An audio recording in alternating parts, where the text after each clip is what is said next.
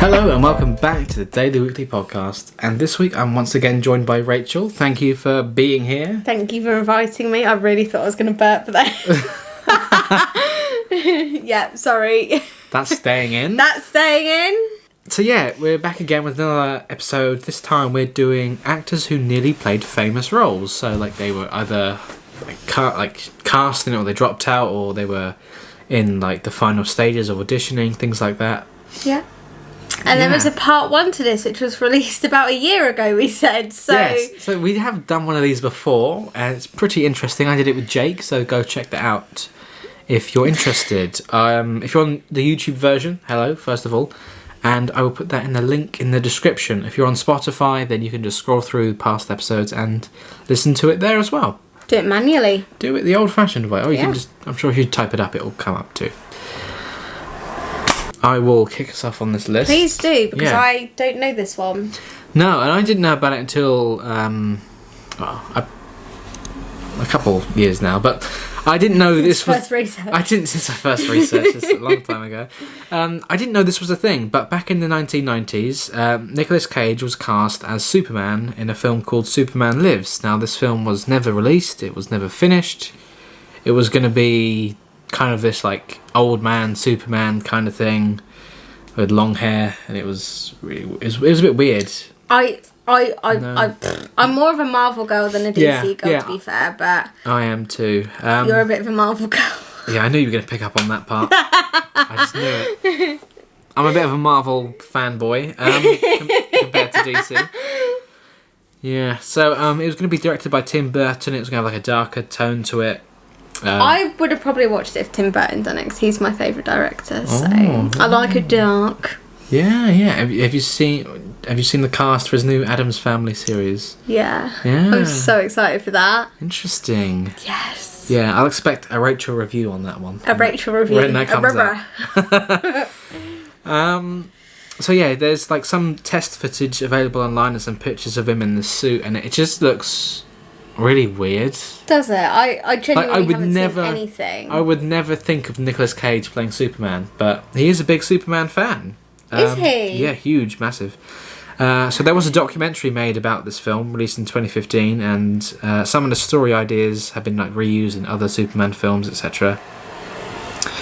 And one of the characters, called Brainiac, a DC character, was going to be, and this is a literal quote, I can't remember where I found it, but this is what... Did you find it in your brain? I don't know why this would ever pop into my brain, but...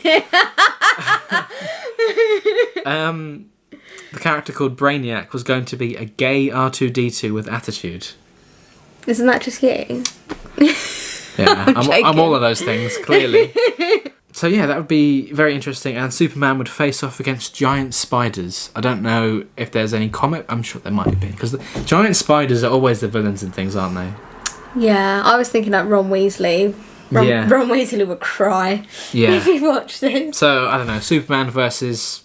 Spiders and gay R2-D2. I guess you can figure out why it was never made. Yes, even for 1999. Yeah, but eventually Nicolas Cage got his shot at playing Superman in a voice role in the Teen Titans Go to the Movies movie, which came out in 2018. So I guess, nearly 20 years later, he finally got his chance to play Superman, In a cartoon. In a cartoon, with just his voice, but hey, it counts, I guess. I know. Probably fulfilled his dreams. Yeah. But Nicolas Cage is such a huge comic book fan, he even named his son Kal-El, which is Superman's real name, and he was born with the last name Coppola, but wanted to distance himself from his famous uncle, so he changed the name to Nicolas Cage after his favourite comic book character, Luke Cage. Oh. Yeah. Would you ever name your child after like a Marvel or a DC thing? I'm going to call it Tony Stark. Tony Stark. Well, one of my favourite Marvel characters is Wolverine, and he goes by the name Logan. But I don't know, Logan Simmons doesn't really have a ring to it. I don't think. No. So Logan. I do like the name Logan. I'm yet to meet a child that I don't like called Logan. Yeah. So maybe that name, I don't know, would you name any of your kids after? Don't think so. I do really like the name Scarlett, but that would be after Scarlett Johansson. Yeah. So you could call your kid Natasha. After our own Tash. I don't. No, my dad would absolutely love it if I called my firstborn son Bruce Banner. Bruce Banner. Because he loves the Hulk so much. He would love that. So maybe a middle name. I don't know. Maybe. Okay. Yeah, so from one superhero casting to another. We're literally going from that end of DC to this end of Marvel now. Yes, we are. We got from DC to Marvel. I love this one. Yes, do you want to take it away? I'll start. Yeah.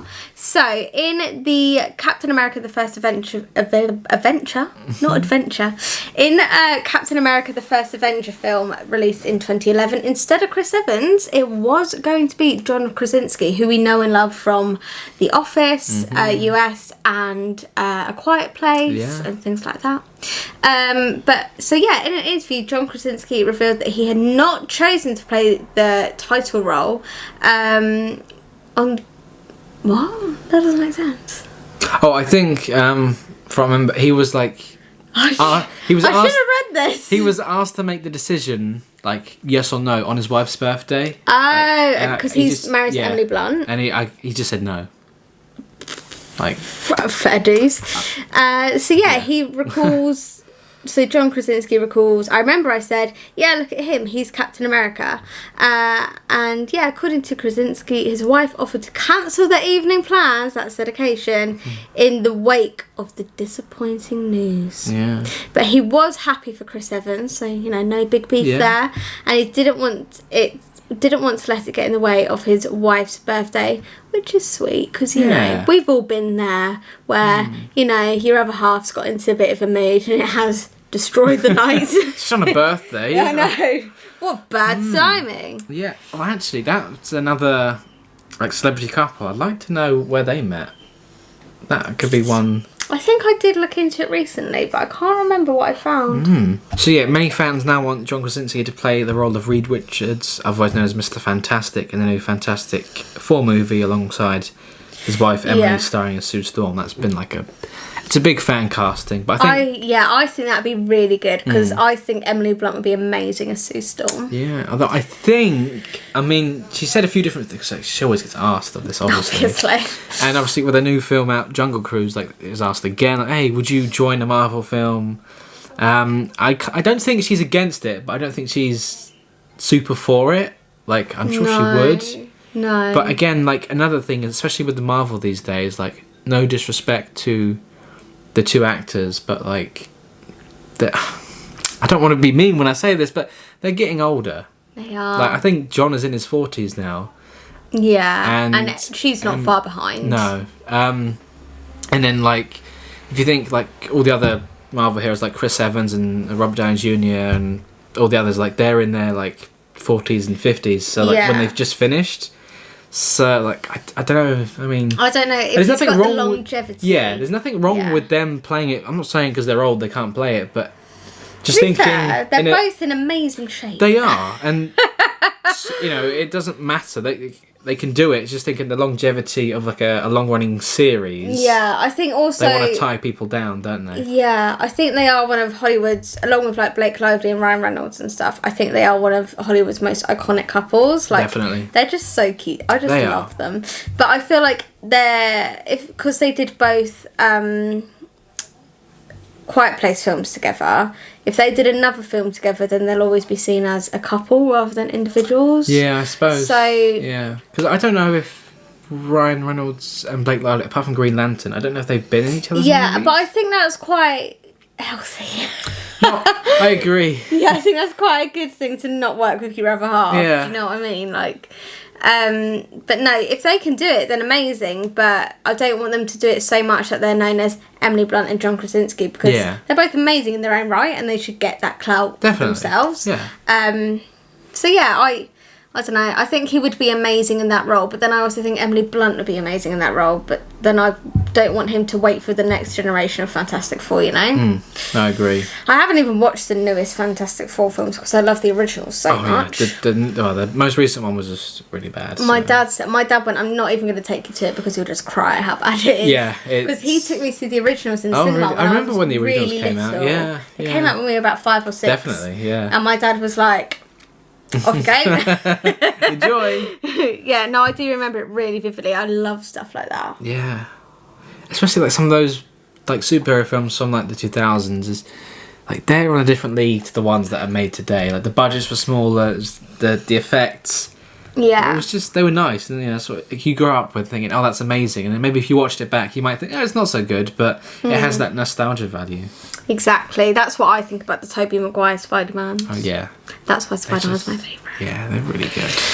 Okay. Oh, I'm taking this one. I was going to say, right, you can have this one. This is all for you. I didn't know this until I read your notes just now. Oh, okay. So, Alice in Wonderland 2010 is my favouriteest film of all time. I have a tattoo dedicated to it. So, Mia Wazowski plays Alice in Alice in Wonderland, but it could have been Cara Delevingne, which I can't imagine now. No. But the supermodel, because that's what she is, she's a supermodel, just cash, revealed in W Magazine that she did audition for the role of Alice in 2010. It was directed by Tim Burton. Like I said earlier, Tim Burton's one of my favourite directors. So Delevingne has said that her interpretation of Alice was a little crazy. She overplayed it the way a young girl would overplay all of her emotions. After sending off her audition tape, Cara was at a wedding where a fellow guest, just so happened to be the wife of the film's producer. As you do, happens. She told Delevingne how much she loved her audition, and then after that she met with Tim Burton. So obviously she didn't get the part because Mia Wazowski did. Cara has said that experience lit a fire within her. Oh, it must have it fueled her love for acting, I suppose. Yeah, like she pursued more acting roles after that. Yeah, so such as in Suicide Squad or Paper Towns. Yeah. I didn't know this. She is the voice of the non-stop pop radio DJ in GTA 5. Yeah, I didn't know this. that. I didn't know this either. But because I didn't recognise her voice, but I played the game a lot, and I'm like, oh yeah, that's her. Is that where you've learnt to drive? Yeah. That's why I'm not on the roads yet. Too dangerous. But no, I really like that fact because I can't imagine it being anyone but Mia Wazowski now. Yeah. Wazowski? I don't know. One of those two. Not even going to attempt it. But yeah, no, I think it could have been very different, but I love that film. Yeah, I know you do. God. I know. So yeah, I think that would have been a really interesting turn. But yeah, Mia is my favourite Alice out of all the Alices. Yeah. So. Do you still wish they made a third one? No, because there isn't a third book. I know we talked about this before, if they came up with an original story, would you want them to do it? I don't think it would be as good because I think the whole world of it was created because even the second film doesn't mirror the second book because I've read the second book, but I feel like Lewis Carroll's world is so him. Do you know what I mean? He's obviously dead now, so he can't. I don't think anyone will ever be able to match it, and that's why I think the second film was a bit of a failure because it did go away from the book. Interesting, yeah. Conspiracy theory. Ooh. I do like the story as an individual story, but because it didn't mirror the book and how wacky the book was, I think that was its downfall. Yeah. I think only Lewis Carroll can write Alice stories because he was a bit crazy himself. Oh, okay. On to the next one on our list. He played one wizard, so maybe why couldn't he play another? So Ian McKellen as Dumbledore instead of Michael Gambon in the Harry Potter series. So, after the death of former Dumbledore actor Richard Harris, producers got in touch with several famed English actors who they could have brought in, and Ian McKellen was one of them. Although Ian declined the role because he believed it would be very wrong to replace Harris, as Harris had previously criticised McKellen. He wasn't a big fan of his, along with Kenneth Branagh and Derek Jacobi for being technically brilliant but passionless. I agree with that about Kenneth Branagh, but I hate Kenneth Branagh, so... Really? He cheated on not Emma Watson, that would be paedophilia. Cheated on Emma Thompson. Did he? Yeah. I didn't know that. Yes, he cheated on Emma Thompson with Helena Bonham Carter. Oh my god. This is some serious shit right here. Who's he with now? don't know. I hope himself. Me, myself, Didn't and know I. that. I quite liked him. I don't like him because of that. And we had to watch in school. We had to watch the Frankenstein where he plays Victor Frankenstein, and the whole time I was like, "Don't like him, dirty man, dirty man." Wow, I did not know that. Yeah, and that's why I don't like him, because you know that bit in Love Actually where Emma Thompson finds out that Alan Rickman's been cheating on her, and she's just like crying in the bedroom. She was thinking of Kenneth Branagh when she did that. Oh, I did think that was very good acting. I thought she must have been thinking of something by real. him, dirty man. Dear. So I agree with Richard Harris. May he rest in peace. Yeah, so the Golden Globe winning screen legend admitted that he has the odd regret about passing up the role, but admitted, sometimes when I see the posters of Mike Gambon, the actor who gloriously plays Dumbledore, I think sometimes it's me. They are very visually similar. They are, and I think like he's already obviously so well known for playing Gandalf. Yeah. And then like Dumbledore, especially Yeah. like those films were like around the same time. Like you know. Maybe. I don't know. I think I used to like think of the two as like one person when I was younger. 'Cause Yeah, I was so I think because confused. people would confuse them. Yeah, and they were both wizards, like you said, and stuff like that. I think Michael Gambon was absolutely brilliant. Oh, he's brilliant. I wasn't He's really amazing. a fan of Richard Harris's portrayal. I liked Richard Harris's portrayal because it was so different to Michael Gambon's. Yeah.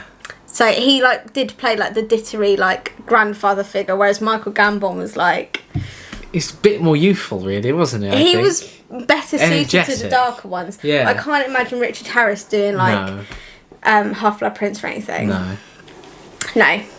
He was just he suited the younger films. Yeah, definitely the tones of it. Yeah, Yeah. But obviously the films got darker onwards. And Exactly. That's why I think it would have suited either Ian McKellen or I could Michael definitely. Gambon. I mean, if it was Ian McKellen, he could have done it all the way through. I think he could play the more gentle Dumbledore and then get a bit more darker. I think he could do that. But Yeah. yeah. Brilliant. Well, you couldn't have like you could have just not told me that, and I would have thought, oh, they're the same person. Okay, so on to our final one. Again, we talk about Blake Lively. I feel like she's like a regular on the podcast. Yeah, making another appearance. Yeah, so Blake Lively was due to play Dr. Ryan Stone instead of Sandra Bullock in the 2013 film Gravity. Now, you haven't seen this film, have you? I haven't seen this film, so I'm going to let you take this. I've seen it once, probably in 2014. Like, I remember everyone was talking about it. I think it won an Oscar, or it was nominated. It was like this big spectacular of like two astronauts, Sandra Bullock and George Clooney, who got like something went wrong in the space satellite. Okay, yeah. And it was like they had no other, like, they were desperate to get back to Earth because they couldn't stay up there, and I can't really remember too much of it. Eventually she got back to Earth and hey, George Clooney died, but that was it. Spoiler! I just went through the entire plot, Rachel. The character's death is nothing. The film's been out nearly 10 years, what are you doing? Yeah, George Clooney died, that's nothing, hun. No. But yeah, so according to Variety, the Gossip Girl star Blake Lively was considered to be in the role of Dr. Ryan Stone. But several insiders ultimately felt that she was too young for the role, especially as the main character was supposed to have a daughter in the film. So that's Isn't Blake Lively nearing 40 now? yeah, I think so. So she would have literally been like 30. Yeah. So I guess, Now. I mean, that's old enough to have a daughter. Yeah? How old was the daughter supposed to be? I can't really remember. But No. yeah. But then I guess when you compare them, Sandra Bullock is like the same age as like my parents. And I suppose if from an insider's point of view, Sandra Bullock is a bigger name, at least back then, I would say. Yeah, because So- she'd only just married Ryan Yeah, Reynolds. exactly. And yeah. So this would have been like coming off of Green Lantern. Yeah. She probably needed it, to be fair. But That way, it would have been a big role, step up. Yeah. But she went on to do some other good things. yeah, and there were some other high-profile actresses that turned down the role, such as Yeah. Angelina Jolie and Natalie Portman. Yeah, although I thought, like, Angelina Jolie, I get is similar age to Sandra Bullock, but I thought Natalie Portman would be Again, similar too to young. Blake Lively, maybe Yeah. a bit older, but Yeah. so So yeah, it is interesting who the sort of range they were going for, like beautiful, but older. Beautiful but older. Well, actresses. Not too old, but old enough to have a daughter, but then look professional. Then look, like gorgeous. This is a space astronaut. We can't cast some blonde-looking 20-year-old, can we? Yeah, exactly. It's got to be believable that she is the daughter. That's the type of thing I think some insiders would probably think. I'm just saying out there. With casting, that can get quite like that. Okay, so that has brought us to the end of our list quite nicely. Thank you so much for watching or listening, if you have. Yeah. Did you find something interesting about that? Did you know about these casting choices? Did you not? Would you wish any of these actors were these roles? Do let us know. Yeah, for sure. And if you are watching us on YouTube, hello, we're here. If you're listening to us on one of our podcast streaming apps, such as Spotify or Apple Podcasts, come find us on YouTube. You will be able to see the voices that match our faces. Yeah. Does the voice match the face? I always think that. Do you picture people in your head when you listen to them? Most of the time. If you don't know what they look like. I don't know. I think maybe on the radio. Yeah, on the radio. Yeah. Because I don't really myself. If I'm listening to a podcast, I'll usually watch a video podcast. Oh, do So that's kind of why I want to do this format, because I'm more of a visual person. Yeah. But on the radio, I wonder what they look like. I know. I wonder what people think we look like. Yeah. Tell us in the comments, or hop on over to YouTube or Instagram. Let us know. Hey, you look like you sound, or you don't. Oh, you don't look like you sound. So what is our Instagram and YouTube handles, Bradley?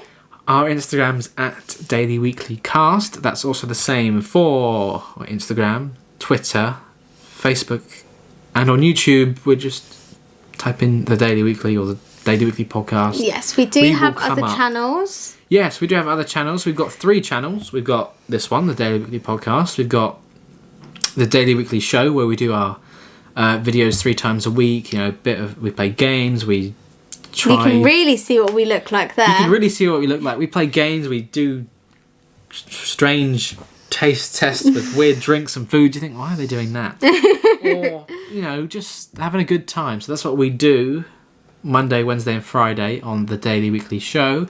And our 3rd channel, Daily Weekly Extras, is just, we upload once a week with some behind the scenes footage, some exclusive clips, deleted scenes, all the bits you wouldn't see anywhere else. So do check them out. Exactly. And once you've followed all of those, we'll see you next time. We'll see you next time. Week. Bye.